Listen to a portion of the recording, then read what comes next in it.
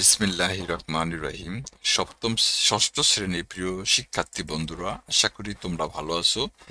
তোমাদের জন্য আজকে আমি 4.1-এর বীজগণিতীয় রাশি ও পদ সহগ, এরপর হচ্ছে তোমার চলক, এগুলা নিয়ে মূলত আজকে আলোচনা করব। বন্ধুরা, তোমরা যারা এই অধ্যায়ের এই অঙ্কগুলো পারো না, এই কাজ অথবা পিছনে আমাদের আরো কিছু উদাহরণ আছে, এই যে এগুলা যারা পারো না, এই যে এই বিষয়ে যারা ভালো করে বুঝতে চাও, তারা দয়া করে আমার আগের টিউটোরিয়ালগুলো দেখে আসলে আশা করি তোমরা এখান থেকে তোমাদের যে ধারণা আছে সেই ধারণাটা তোমরা ক্লিয়ার করতে পারবা। এবং এই কাজটা আমি সুন্দর করে করে দিছি, তোমরা এটাও তোমরা না পারলে বা না বুঝলে এটাও তোমরা দেখতে পারবা। তো আমাদের আজকের আলোচনার বিষয় হচ্ছে বন্ধুরা, এই যে এইখান থেকে মূলত এখানে আমরা বীজগণিত রাশি ও পদ সম্পর্কে আলোচনা করব এবং এখানেও কিছু কাজ আছে, এই কাজটা আছে, চেষ্টা করব আজকে এই কাজটা যদি কোনো সমস্যা না থাকে তাহলে আমি করে দেওয়ার। তো চলো আমরা আসলে একটু আলোচনা করে আসি। দেখো বন্ধুরা, বীজগণিত রাশি ও পদ, রাশি বলতে আসলে কি বোঝায়? ধরো এখানে এরকম, এখানে এ প্লাস বি, এটা একটা বীজগণিত রাশি বন্ধুরা। আবার দেখো এ, এই যে প্লাস বি, এই এ আর বি রে যোগ চিহ্ন দ্বারা কি করা হয়েছে, বোঝানো হয়েছে। তো এই ক্ষেত্রে এ একটা পদ, এটা প্রথম পদ, আবার দেখো এটা হচ্ছে দ্বিতীয় পদ, দ্বিতীয় পদ। তো এরকম বীজগণিত রাশি হচ্ছে তোমার পুরা অঙ্কটাকে রাশি বলা হয়। যেমন 2x প্লাস 3y মাইনাস মনে করো জেড, এটা পুরাটা হচ্ছে কি একটা বীজগণিত রাশি বন্ধুরা। কিন্তু যখন তোমার বলবো এই রাশিটার ভিতর কয়টা পদ আছে, তখন পদগুলো শনাক্ত হবে প্লাস চিহ্ন এবং মাইনাস চিহ্ন দ্বারা আলাদা আলাদা করছে, এইরকম পজিশনগুলা তখন পদ দ্বারা শনাক্ত হবে। যেমন দেখো এই 2x এবং 3y এর মাঝে একটা প্লাস চিহ্ন আছে, তাই এটা এখানে দুইটা পদ, এ একটা পদ, এ একটা পদ। আবার দেখো এখানে একটা মাইনাস চিহ্ন আছে, তাই এখানে একটা পদ হয়েছে। তার মানে এই রাশিটার ভিতর তিনটা পদ আছে। এই রাশিটার ভিতর যেমন দুইটা পদ আছে, এ প্লাস বি, এ একটা পদ, এ একটা পদ। এই রাশিটার ভিতর তেমনি 2x একটা পদ, 3y একটা পদ, আবার জেড একটা পদ। তার মানে এটার ভিতর তিনটা পদ আছে। আমরা এগুলোর বিষয়ে জানবো যে পদ আমরা কিভাবে শনাক্ত করতে পারি, সেই বিষয়গুলো দেখুন। তো চলো আমরা আসলে আলোচনা গেলে আমাদের আরো বিষয়গুলো বুঝতে সুবিধা হবে। দেখো এখানে আছে 5x, 2x plus 3y, 5x plus 3y minus Z, 3b plus C minus Y, 5x ভাগ 2y plus 9x minus Y ইত্যাদি এক একটা বীজগণিত রাশি। খেয়াল করো, এই যে 5x দেখতেছ, এটা একটা রাশি, বীজগণিত রাশি। আবার দাও 2x প্লাস 3y, এটা একটা বীজগণিত রাশি। এইভাবে তুমি এখানে যা দেখতেছ এগুলা সব হচ্ছে এক একটা বীজগণিত রাশি। প্রক্রিয়া চিহ্ন ও সংখ্যাসূচক প্রতীক এর অর্থবোধক সংযোগ বা বিন্যাসকে বীজগণিত রাশি বলা হয়। তা বন্ধুরা, এখানে বীজগণিত রাশি কাকে বলে একটা সংজ্ঞা দেওয়া আছে, তোমরা এই সংজ্ঞাটা মুখস্থ করবা যে এই যে এখান থেকে প্রক্রিয়া চিহ্ন ও সংখ্যাসূচক প্রতীক এর অর্থবোধক সংযোগ বা বিন্যাসকে বীজগণিত রাশি বলা হয়। বীজগণিত রাশির যে অংশ যোগ ও বিয়োগ চিহ্ন দ্বারা সংযুক্ত থাকে এদের প্রত্যেকটাকে ওই রাশির পদ বলা হয়। যোগ ও বিয়োগ চিহ্ন দ্বারা সংযুক্ত থাকে এমন প্রত্যেকটা বিষয়কে কি বলা হয়, পদ বলা হয়। যেমন দেখো 4x প্লাস 3y, তাহলে 4x আর 3y এর মাঝে কি যোগ চিহ্ন, তাই এখানে দুইটা পদ আছে বন্ধুরা, কারণ এই যোগ চিহ্ন দ্বারা দুই ভাগে ভাগ করা হয়েছে। তাহলে এটা একটা রাশি যেখানে দুইটা পদ আছে। এই যে এখানে বলছে দেখো রাশিতে 4x 3y দুটি পদ আছে, এরা যোগ চিহ্ন দ্বারা যুক্ত হয়েছে। আবার দেখো 5x প্লাস 3y ভাগ আছে কত সি, তাহলে এই যে দেখো 3y ভাগ সি এটা মিলে কিন্তু একটা পদ। আবার দেখো 4b 2y এটা মিলে কিন্তু একটা পদ। গুণ অর্থাৎ গুণ এবং ভাগ এগুলো মূলত এক পদে পরিণত হয়। যেমন ধরো তোমাকে বললো যে 45 ভাগ 9, তাহলে তুমি এটা সমান সমান কি পাইতেছো 5 পাইতেছো, তাহলে এইটা মিলে কি একটা পদ তৈরি হয়। আবার তোমাকে বলা হইলো যে 2 গুণন 3 সমান সমান কত 6 পাইতেছো, তাহলে দেখো এই দুইটা মিলাইয়া একটা পদ তৈরি হয়। তাহলে গুণ এবং ভাগ এগুলো দ্বারা মূলত একটা পদ তৈরি হয় বন্ধুরা। তাই এই কারণে দেখো এখানে 3y রে যখন তুমি সি দিয়া ভাগ করবা তখন এখানে একটা এক পদ তাহলে একটা রাশি তৈরি হবে। আবার 4b প্লাস 2y রে যখন তুমি গুণ দিবা তখন এই গুণটাও একটা পদে পরিণত হবে।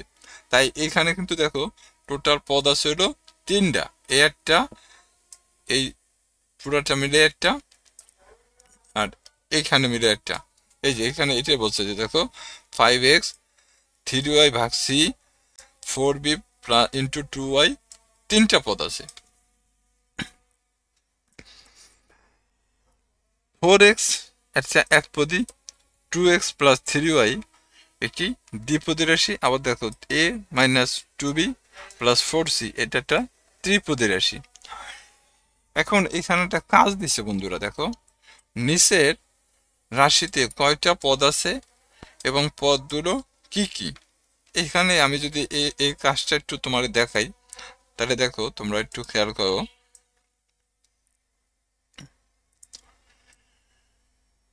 কাজটা কি, কাজটা হলো 3a ইন্টু বি কাজ।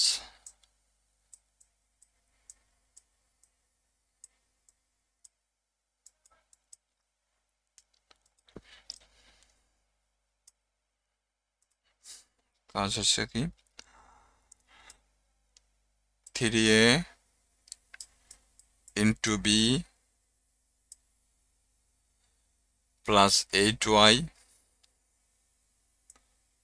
Plus 8y minus 2x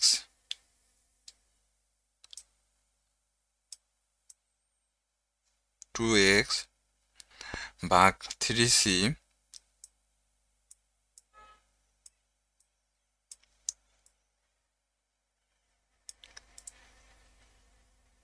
3c plus 5z।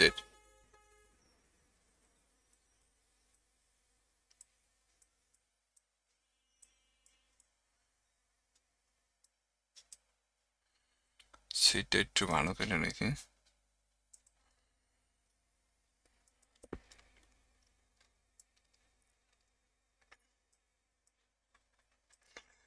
আচ্ছা দেখো এখানে তাহলে আমাদের বলছে এটা একটা বীজগণিত রাশি, কিন্তু এখন এটার ভিতর কয়টা পদ আছে এবং পদগুলো কি কি। দেখো বন্ধুরা এটা একটু খেয়াল করো, এই যে 3a ইন্টু বি এটা কিন্তু গুণাকারে, তাহলে বলছিলাম না যে গুণাকারে এবং ভাগাকারে এগুলো কিন্তু একটা পদ হিসাবে গণতে হবে। তাহলে এখানে এটা হলো একটা পদ। এরপর দেখো এটা এই যে প্লাস 8y তাহলে এটা একটা পদ, দুইটা পদ। এরপর মাইনাস, এরপর দেখো এই যে 2x ভাগ হচ্ছে 3c, তাই এই দুইটা মিলে একটা পদ, তাহলে এটা একটা পদ হয়েছে আর এটা একটা পদ হয়েছে। তাহলে আমরা এখানে বলতে পারি যে রাশিটিতে সরলরেখারে সি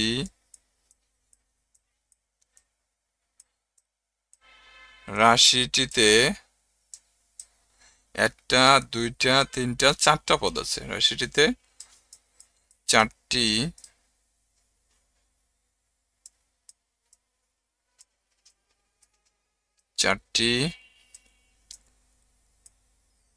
পদ আছে। রাশিটিতে কত? 4টি পদ আছে বন্ধুরা। এটা একটু ভালো করে বুঝবা তোমরা। এগুলো আসলে খুবই বোঝার দরকার, কারণ হচ্ছে অঙ্ক করতে গেলে এগুলো কিন্তু আমাদের অনুসরণীতে যায়, ওগুলো করতে হবে। তাহলে আমরা এখন আছে পদগুলো কি কি এটা বলছে। আবার দেখো পদগুলো হচ্ছে এভাবে লিখবা যে পদগুলো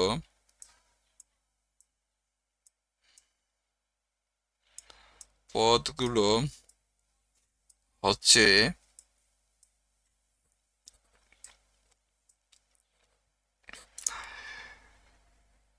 পদগুলো হচ্ছে 3a ইন্টু বি একটা পদ, এরপরে 8y একটা পদ, এরপরে 2x ভাগ হচ্ছে 3z, 2x ভাগ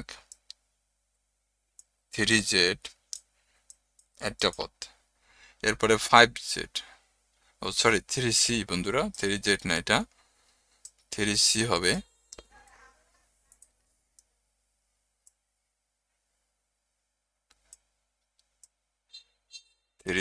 আর হচ্ছে কত? 5z। কি লিখবা যে প্রথমে রাশিটা উঠাইবা, এরপরে রাশিতে কয়টা পদ আছে? 4টা পদ আছে। এটা লেখা পদগুলো হচ্ছে এই যে 3a ইন্টু বি 8y, আচ্ছা 2x ভাগ হচ্ছে 3c, আর ওটা হচ্ছে জেড। এইভাবে তোমাদের এই কাজটা কিন্তু ছিল বন্ধুরা। এই যে কাজটা আমি এইমাত্র শেষ করলাম। এরপর দেখো সহগ কাকে বলে।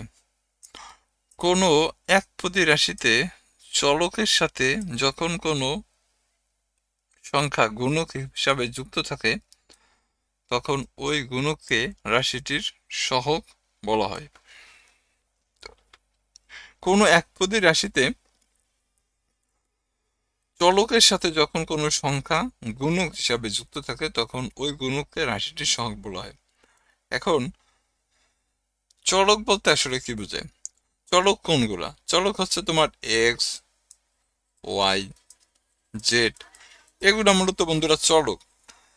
এখন এগুলার সাথে যে গুণাকারে থাকবো যে সব সংখ্যা, যেমন ধরো 3x, তাহলে দেখো এক্স এর সহগ এক্স এর সাথে 3 গুণাকারে, এই এক্স এর সহগ হচ্ছে এখানে এক্স, এক্স এর সহগ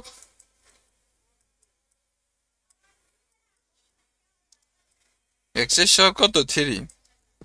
আবার দেখো বন্ধুরা 4y, তাহলে এই রাশিতে y এর সহগ হচ্ছে কত?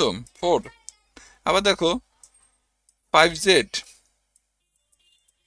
এই রাশিতে z এর সহগ হচ্ছে কত?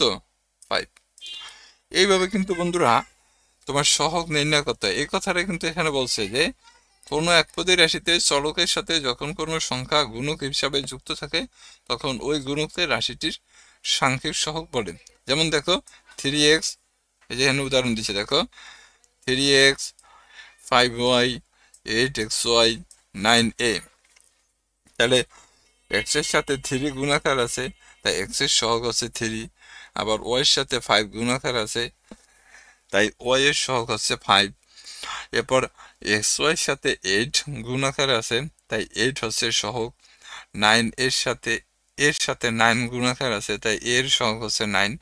তাহলে আমরা বুঝলাম এগুলো হচ্ছে আমাদের সহগ। অর্থাৎ কোনো অক্ষরের সাথে বা কোনো চলকের সাথে যখন কোনো সংখ্যা নাম্বার গুণাকারে থাকবো তখন ওগুলোকে বলা হয়েছে সহগ। একপদী রাশির সাথে যখন কোনো সাংখ্যিক গুণক হিসাবে যুক্ত থাকে না, অর্থাৎ ধরো এরকম থাকলো তোমার, ধরো এরকম এক্স ওয়াই, এখানে কিন্তু কোনো সংখ্যা নেই, তখন কিন্তু সহগ হবে কত জানো? এক্স ওয়াই সহগ হবে 1। যদি সংখ্যা না থাকে তখন এক্স এর সহগ হবে কত? 1। এই যে বন্ধুরা এটা বলছে দেখছো যে তখন ওই রাশির সহগ হবে কত? 1। এখানে যদি শুধু এক্স থাকতো তাহলে এক্স এর সহগ হতো কত 1। এখানে যেমন এক্স এর সাথে 3 আছে তাই সহগ হয়েছে 3। এখন যদি শুধু এক্স থাকতো তাহলে কিন্তু এর সহগ হতো 1। আবার 5 যদি শুধু ওয়াই থাকতো তাহলে এর সহগ হতো 1। অর্থাৎ এইভাবে সহগ হয়। যখন কোনো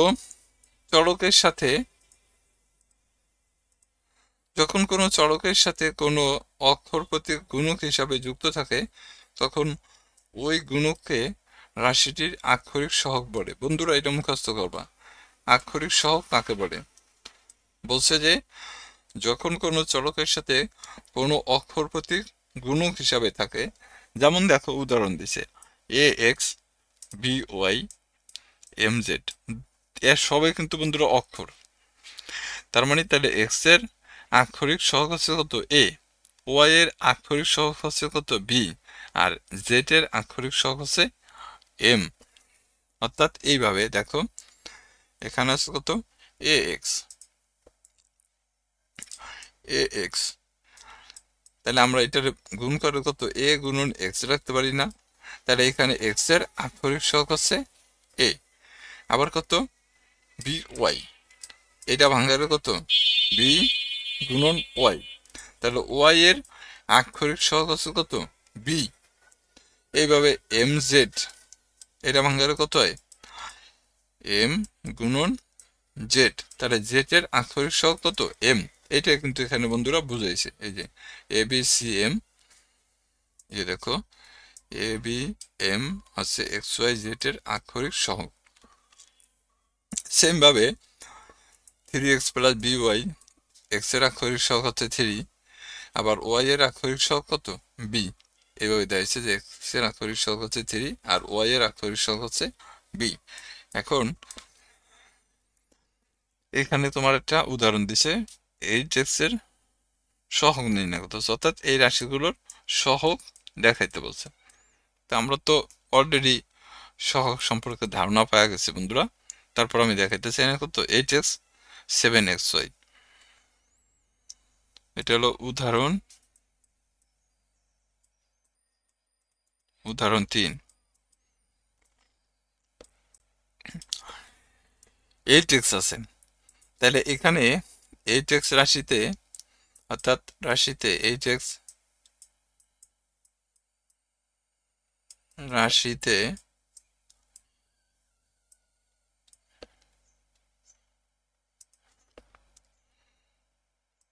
এভাবে লিখবা যে 8x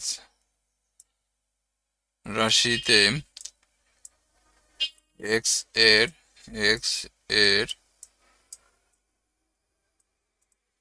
সহগ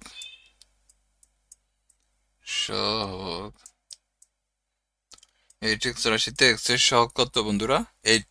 এই যে দেখো এই রাশিতে x এর সহগ 8, পরেরটা কত 7xy, দেখো 7xy রাশিতে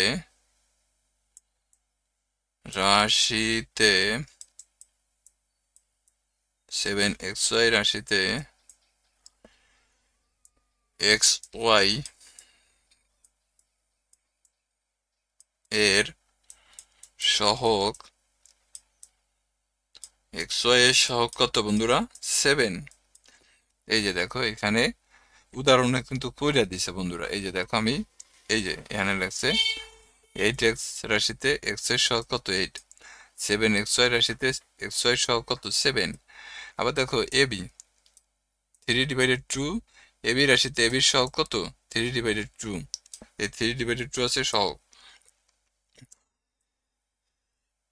axy এই রাশিতে কিন্তু কোনো সংখ্যা নাই তাই এর সহগ হচ্ছে 1। এখানে কিন্তু কোনো সংখ্যা নেই, দেখো xy জেড এর, তাই এর সহগ হবে কত -1 বন্ধুরা। এখানে মাইনাস চিহ্ন আছে তাই -1 হয়েছে। এরপর দেখো এখানে নির্ণয় করতে বলছে এক্স এর আক্ষরিক সহগ। দেখো তো বির সাথে এক্স গুণাকার আছে না, তাহলে এক্স এর আক্ষরিক সহগ কত বি হবে। এই যে এক্স এর আক্ষরিক সহগ বি। আবার দেখো পি কিউ এক্স, এক্স এর সাথে পি কিউ গুণাকার আছে না, তাহলে এখানে এক্স এর আক্ষরিক সহগ আছে কত পি কিউ। আবার এম এক্স প্লাস সি, এটা হলো এরকম দেওয়া, দেখো এম এক্স প্লাস সি। এখানে কিন্তু দেখো এক্স এর সাথে হলো এম আছে গুণ আকারে, তাহলে এখানে হবে এক্স এর আক্ষরিক আক্ষরিক সহগ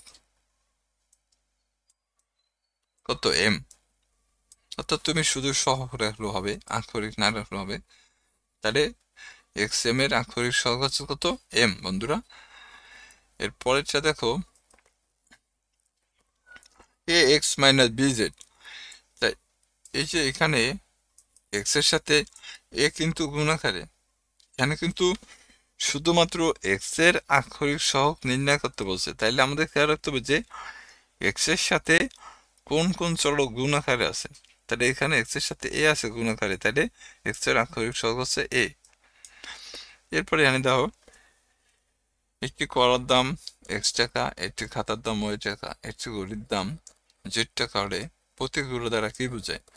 প্রতীকগুলো দ্বারা বোঝায় দেখো এই যে এটা X plus Y plus Z, অর্থাৎ তিনটা খাতা কলম, এই যে এখানে কলম খাতা আর হলো ঘড়ির মোট দামকে বোঝায়।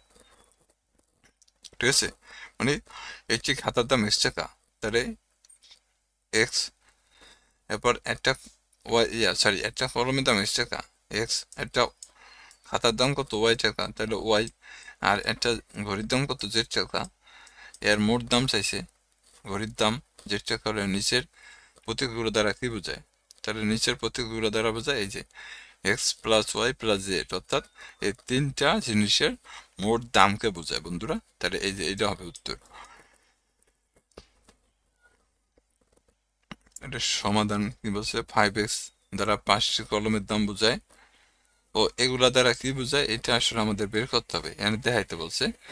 ওইটা ঠিক আছে যে ওইটা দ্বারা ওইটা বোঝায়, কিন্তু এখানে আবার বলে দিছে দেখো এই যে 5x, তাহলে একটা কলমের দাম এক্স টাকা বলতে তাহলে 5টি কলমের দাম বোঝায়। এবার 7y, একটা খাতার দাম ওয়াই টাকা বলতে 7টা খাতার দাম বোঝায়, তাই না? এবার দাও 2x প্লাস 5y, তাহলে এক্স হচ্ছে কলমের দাম, তার মানে এখানে 2টা কলম, আর ওয়াই হলো খাতার দাম, তাহলে 5টা খাতা, তাহলে 2টা কলম আর 5টা খাতার মোট দামকে বোঝায়। এই যে দেখো এখানে এই যে 2টি কলম আর 5টি খাতার মোট দামের সমষ্টি বোঝায় হলো 2x প্লাস 5y দ্বারা।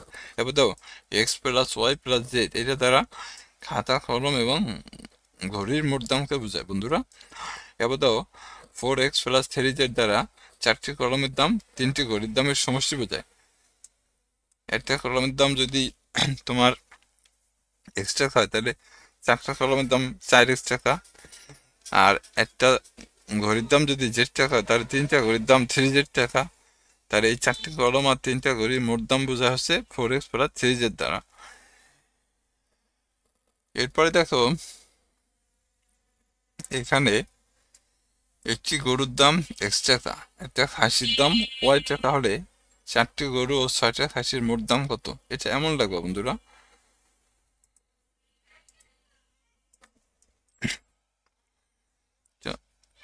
6 নম্বর।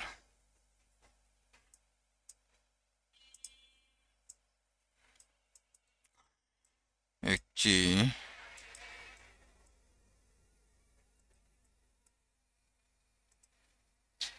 আচ্ছা একটু দেখে হবে বন্ধুরা কতক্ষণ হয়েছে। আচ্ছা টিউটোরিয়ালটা অনেক বড় হয়ে যাবে বন্ধুরা, আমি পরের টিউটোরিয়ালে তোমাদের এটা দেখা দিতেছি। তো ততক্ষণ পর্যন্ত এই যে আমরা পরের টিউটোরিয়ালে সেই 6 নম্বর থেকে দেখো এই 6 নম্বর থেকে এই কাজ নিয়ে আসতেছি বন্ধুরা, এই কাজ সহকারে আর দেখাই দিন। ঠিক আছে, তোমরা সবাই ভালো থাকো, পরের টিউটোরিয়ালের প্রতি তোমরা লক্ষ্য রাখো।